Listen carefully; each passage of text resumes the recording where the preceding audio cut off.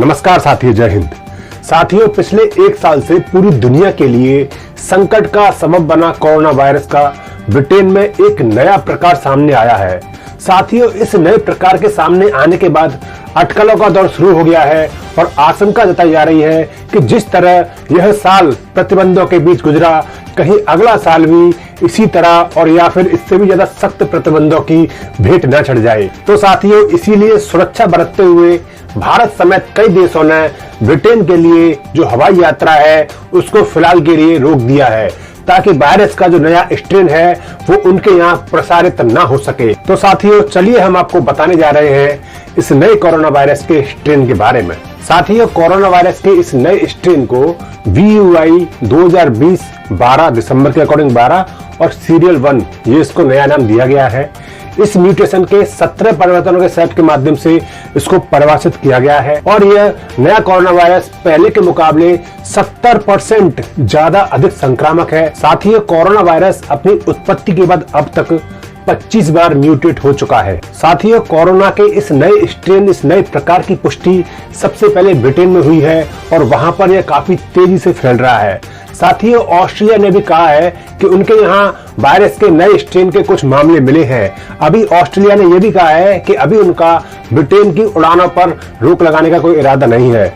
Britain से एक यात्री रोम मतलब कि इटली पहुंचा था, जिसे कोरोना के नए प्रकार से संक्रमित पाया गया है। फ्रांस ने भी अपने यहाँ कोरोना वायरस के नए प्रकार के पहुंचने की आशंका जताई है। डेनमार्क में नवंबर महीने में कोरोना वायरस के नए स्ट्रेन के करीब 9 मामले सामने आए थे और नीदरलैंड ने बताया है कि उनके यहाँ भी इसी महीने इस स्ट्रेन के कुछ केसेस मिले हैं। साथियों, कोरोना का नया स्ट्रेन मिलने के बाद एहतियातन कई देशों ने ब्रिटेन की उड़ानों पर प्रतिबंध लगा दिया है।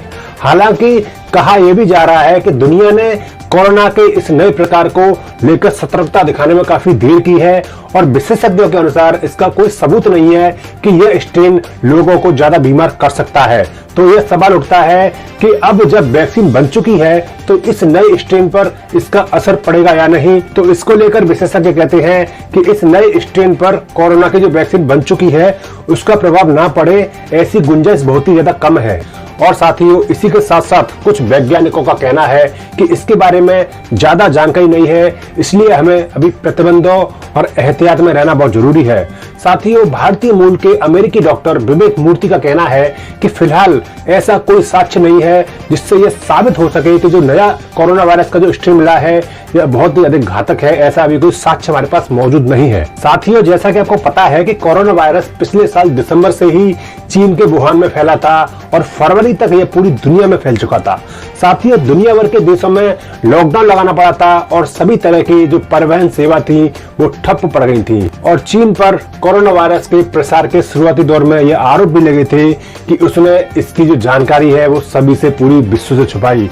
साथियों, अब तक पूरी दुनिया में कोरोना के 7,73,08,413 केस सामने आ चुके हैं और इनमें से 17,02,153 लोगों की मौत हो चुकी है। साथियों, इस नए कोरोना वायरस को लेकर कई देश एहतियातन कदम उठा रहे हैं और यही वजह है कि भारत समेत लगभग 40 देशों ने ब्रिटेन से आने वाली उड़ानों पर इस समय रोक लगा दी है। तो साथियों, मुझे आशा है कि आपको मेरी दी हुई जानकारी काफी सही लगी होगी। अगर मेरी जानकारी से आप संतुष्ट हैं तो आप मेरे चैनल को सब्सक्राइब कर सकते हैं। तो साथियों, इसी के साथ मुझे इजाजत दीजिए।